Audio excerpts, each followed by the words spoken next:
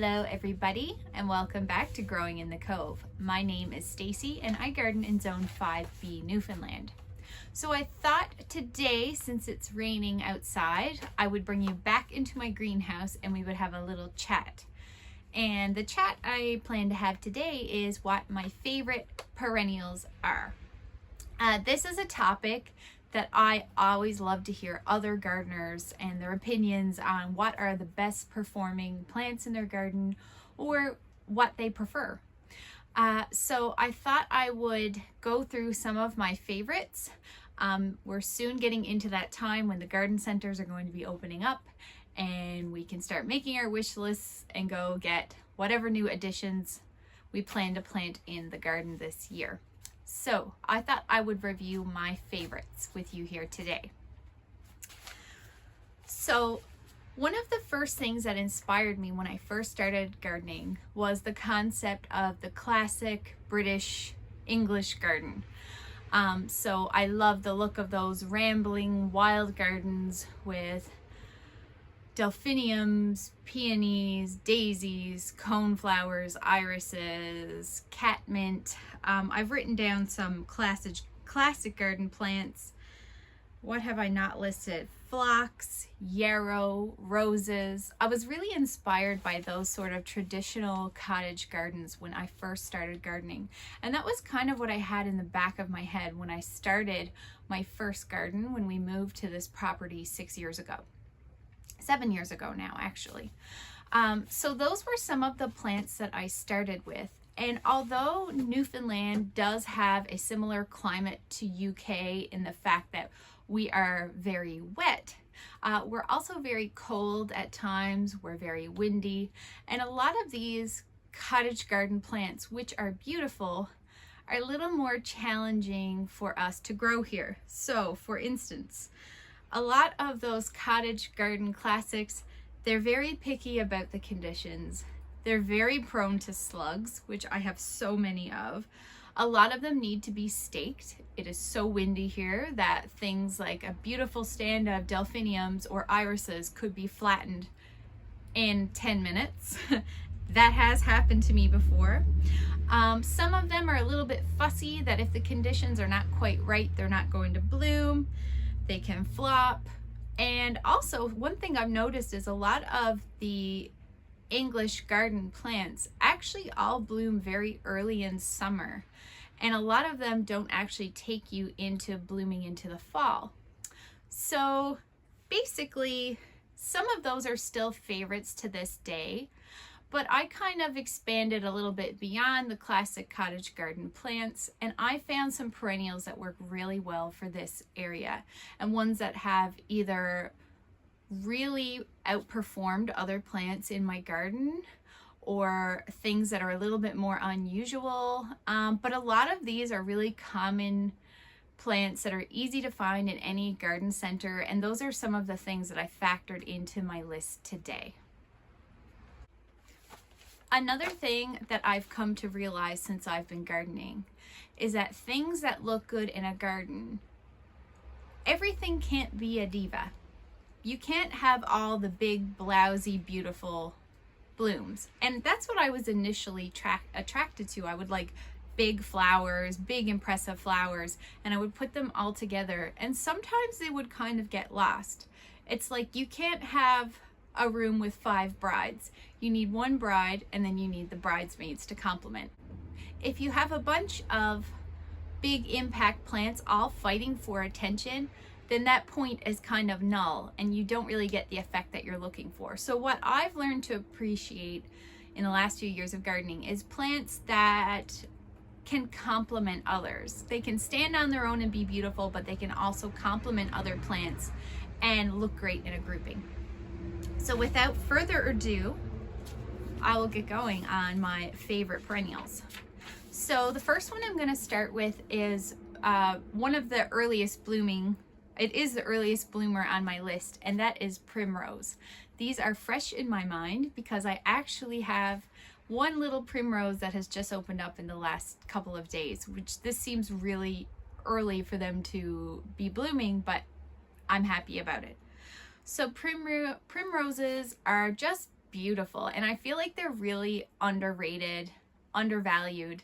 And every time I see them, they just make my day.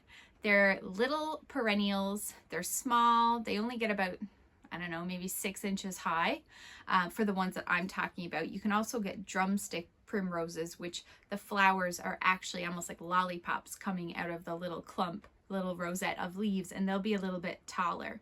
But the ones I like are the short, small primulas, and they just have these dainty little cottage garden-esque flowers. I grew all of mine from seed, all of the ones that are in my garden, and I've got so many now. They're easy to divide and make more, and they just provide this beautiful spring color, and they complement a lot of your spring bulbs that are blooming at the same time. Honestly, they just make me so happy, and I don't hear anyone talking about primroses, but they are absolutely beautiful.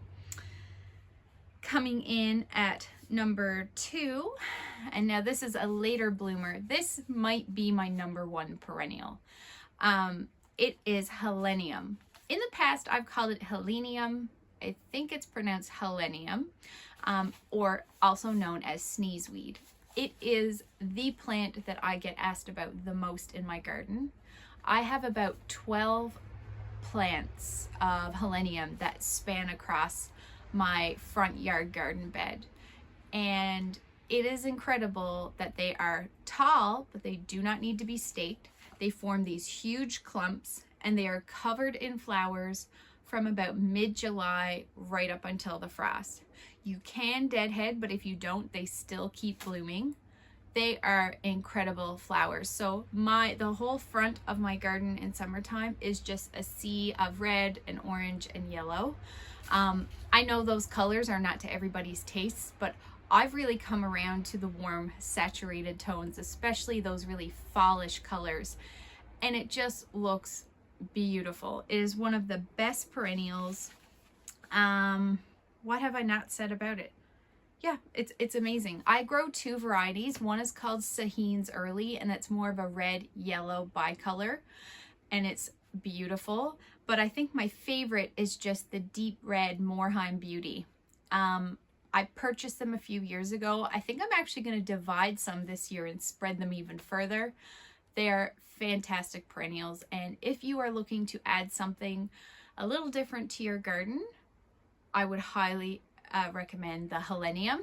You can grow it from seed as well, but I believe that's the straight species, which is like a golden yellow. So I haven't tried that, but these cultivated varieties are beautiful. Next up, we have Geums. So this is another late spring, early summer bloomer. And Geums, I really don't hear people talk about either. They're kind of unassuming. They have these little clumps of leaves that are pretty much evergreen, even through the winter. And when they're not in bloom, you almost don't even notice that they're there. But when they explode into bloom in late spring, and they have these sprays of brightly colored, well, I have orange and red in my garden, but you can also get yellow, and now they've come out with some peachy colors and really beautiful colors. But they just have this fairy tale, wispy, airy movement to them, and they just look so pretty in the garden. And they're one of those flowers that I don't think of very often, but when they are in bloom, I just go, wow. They have this wow factor that is just beautiful. You can grow some varieties from seed. I've grown the red ones, which are called Mrs. Bradshaw, from seed. They do take a long time to get established. Mine took 3 years before they bloomed. And I also have an orange one that came from my grandmother's garden called Borisii, which is a really old cultivar, and it is beautiful. I think that one's my favorite. Next up, we have hardy geraniums. So hardy geraniums, I'm sure a lot of people have them in their garden. They're a very common perennial, especially the geranium macrorhizum, or big root geranium. And those are the ones that kind of form these huge mounds. They get purple flowers in midsummer, but they're not very showy. And then the foliage usually turns red in the fall. That's a very common variety, but there are so many beautiful cultivated varieties of hardy geranium. Again, this is more of an understated plant. It's more of a foliage and something to kind of fill in the gaps of a garden. I love it going down a walkway to have repeating the same geraniums, and they're really bulletproof. A lot of them are very salt tolerant, so if you have them along a driveway or a walkway that gets salted in the winter time, they will do fine. Especially the original big root geranium is very, very, very tough. They're not fussy about whether they're in part shade or full sun. They will do better in full sun. But yeah, they're great. And the flowers, you can get a lot of different colors that they come in. I grow a few different varieties. I grow Ballerina, which is absolutely beautiful, a little bit more compact than the others. I grow the very popular Geranium Rozanne, which is this beautiful periwinkle blue. I grow Brookside, and my best performer is actually Biokovo, which has darker foliage and a light pink flower, and it's really pretty.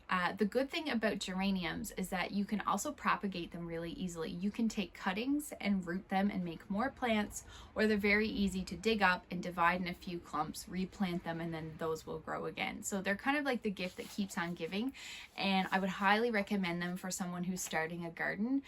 And they look good all season. Even if they're not blooming, they still look good, and that's something that not a lot of perennials have in common. And to have that sort of all season beauty, that's a rarity, so I highly recommend.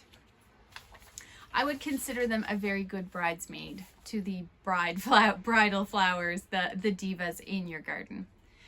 Another one is purple coneflower. I know everybody loves echinacea. It is so pretty, and again, it's not a flower that comes to mind often until they start blooming in my garden, and I'm just bowled away by their beauty. They are big, beautiful cone flowers, and they have like the big cones on them, and their petals are this kind of mauvey pink. They're absolutely stunning, and they bloom for a really long time. Even though they're later summer, they will continue basically right up until the frost, and I just love them. They have that late season charm. I find them actually really difficult to grow from seed. I don't know why. I have trouble keeping the seedlings alive, but I know a lot of people don't. So that's just my experience, but you can find them at any garden center. I just grow the straight species Echinacea purpurea, but there's so many different cultivars you can get now, and you can get them in other colors rather than pink and purple. You can get them in white, and they have now like saturated reds and oranges and yellows. So there's a lot of different ones you can get, but I'm just talking about the straight old-fashioned purple coneflower is one of my favorites. Next up is Astrantia, or masterwort. This is another one that's probably a little less common, and this is one I've had in my garden for maybe 3 years now, and I'm just obsessed with them. They are these little clump forming perennials that have a little rosette of leaves, and then from that come these tall, almost columbine looking flowers that have star-shaped flowers on them. And they are so delicate, but they're so pretty. I grow one called Star of Beauty, and it's like a mauvey purple. It has bits of white throughout it. It's really nice, but you can get deep reds, you can get light pinks and whites.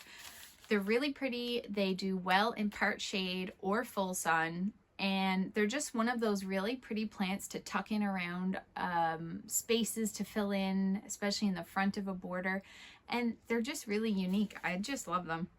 And they kind of have that wispy texture that gives your garden that kind of fairy tale quality, which is something you'll see in common with some of these plants. The same with the Geums. They have that kind of wispy nature. I love plants that pop up with little wispy stems above all the rest. I think it just creates a really nice effect. Next up, we have Heuchera. I love Heucheras. Some people love hostas as a shade plant. Heucheras are like my hostas. I think heucheras are just perfect for adding little pops of colors throughout the garden. What I like about heucheras is that they look good all year round, and it's not about the flower, it's about the foliage. So the leaves are colored, and you can get them in so many different colors now. They come in pinks, purples, reds. You can get green, a lime green. You can get rusty bronzy ones. You can get orange ones. There's so many different varieties, and I just love how they contrast next to the green leaves of other plants. So I grow Palace Purple, which is a super old-fashioned variety, and it's really bulletproof. I would like to get some different other varieties this summer, just to try them out. But I have propagated my heuchera by doing cuttings, and I have made, I don't even know, 50 plants out of the original. I think I bought 8 little pots from Home Depot a few years ago, and I must have made at least 50 plants out of those now. And it's just one of those great plants that you can repeat, and it just looks great in a garden. So I love heuchera. I think it's pretty popular for a shade plant, but they're just one of my favorite. Next up, we have Phlox. So this is one of the cottage garden stalwarts that has remained one of my favorites. I think a lot of people love garden phlox. It gives you the look of a hydrangea. It gives you height. I tend to really like tall plants, despite the fact that I live in a windy climate. I just love the fullness of a garden when you have really tall things growing in there. So usually the phlox I like are usually purple, but they come in a myriad of colors. You can get blues, pinks, whites. I think there's even orange and red colors now. And they make a big impact from midsummer onwards, and they just look amazing in the garden. What do I need to say about phlox that hasn't already been said? I also... Moving on to my next, I love Catmint, but there's one specific kind that I really like. I've grown a couple different varieties, and to be honest, none of them have really thrived in my garden except for one, and that is Cat's Pajamas Nepeta, or Catmint. This is, it was a proven winners variety, I think, but I purchased 4 plants a couple of years ago, and they are beautiful. I have them right at the front of my border, and they almost look like lavender, and they only get, they max out at maybe 8 inches tall, and they form these little clumps of purple, and you can deadhead those as soon as they're done blooming, and they'll just keep shooting up new flowers for the whole season. They're incredible plants. I have tried other catmints, like Walker's Low is really popular. I also have I think Blue Dreams, which is a Japanese catmint, and none of those have really thrived in my garden. I know in the UK, catmint is just like beautiful and so lush in all of their gardens, but it doesn't really do that well for me, except for Cat's Pajamas, which I've recommended to so many people. Then we've got Veronica. This is another one that's pretty common. I don't grow any particular cultivated variety. I just grow Veronica, blue Veronica, which I've grown from seed and I've put all over my garden. It kind of gives these big blue plumes that are almost like, I don't even know what to compare it to. It's almost like a celosia. And they just look beautiful. They bloom in midsummer or more later summer and into the fall. And even once they're done blooming, their seed pods look beautiful. So they just remain these beautiful plants in the garden right up until the frost. And all of the ones in my garden I've actually grown from seed. So they were very affordable, and I've just put them everywhere, and they're so pretty, and they really fill in spaces really well. They get to be about 3 feet high, and I never have to stake them. And again, I live in a very windy place. A few honorable mentions, and all of these have a caveat to them, and this is why they are not my favorites. Irises. I love bearded irises. I have a lot in my garden, but I have a lot of problems with irises. For starters, irises are difficult to get to bloom. If they're too crowded, they won't bloom. If you plant them, you have to wait at least 2 years to get at least one small bloom out of them. I just find they're really fussy if there's not enough. If they're too dry, they won't bloom. And then often when they do bloom, they're very tall, but their stems are very fragile and they very easily get knocked down. So then I'm staking them up. Also, their bloom time is so short that it feels like within a week, my irises are done blooming. And then I'm left with the tattered stalks. So despite all this though, they are so pretty. I love them so much. And in spite of all this, I grow a lot in my garden. And even though they annoy me and I wish they bloomed for a month before they gave up the ghost, they are still worth growing and they are absolutely beautiful and there's no other flower like them. Another honorable mention would be peonies, and I kind of feel the same way about peonies. A lot of people have them in their gardens and they're great because they're a long-lived plant. If you plant a peony root, it will probably outlive you. A lot of them can live to be about 100 years old and beyond. So if you love peonies, I encourage you to plant one. But they take a really long time to bloom, especially if you plant a really small root. It's going to take a while to get established and you're looking at probably 2 to 3 years before it blooms. And again, the blooming period on it is so fleeting and so short. It is amazing when they bloom, but then the petals fall off. It feels like within days and peony season is over. So even though I love them and I would never be without them, they couldn't make it into the favorites. Lady's Mantle is another one, but sort of for the opposite reason. I love Lady's Mantle or Alchemilla mollis. It's a bomb-proof plant. It likes sun, it likes shade. You can probably throw this in a gravel garden and it would grow and not even water it. But my issue is the opposite, that it grows almost too well and that it's such a reseeder that it drops seeds everywhere and it can almost get a bit invasive, at least in my garden. So even though I love my Lady's Mantle, I get a little bit nervous when it starts to bloom because I know the second it sets seed and they fly all over my garden, I'm going to have a million baby Lady's Mantles. So I love them, but I say plant with caution.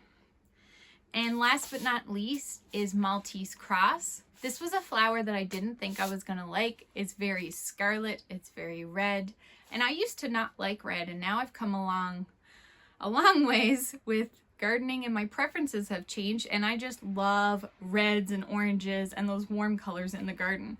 But when the Maltese Cross bloom in July, they are beautiful, and I have so many of them that I've grown from seed in my front garden that they are just a sea of red, and they're just so pretty, and I don't have to stake them, which I appreciate, but they're not quite a favorite. So if you are still with me, thank you so much.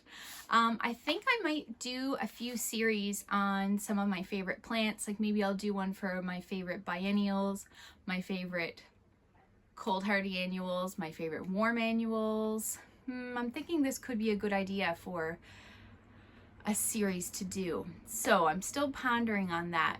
But if you're still with me, thank you so much for watching. I'm so curious to know what your favorite perennials are.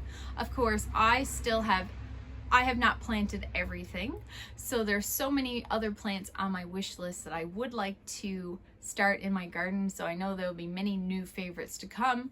But if there's anything you'd like to recommend to me, I am all ears. So if you would like to help out my channel, you can hit the like button. You can subscribe if you want to get notified when I make more videos, or you can leave a comment in the comment sections down below. So thanks so much for watching, and until next time, bye.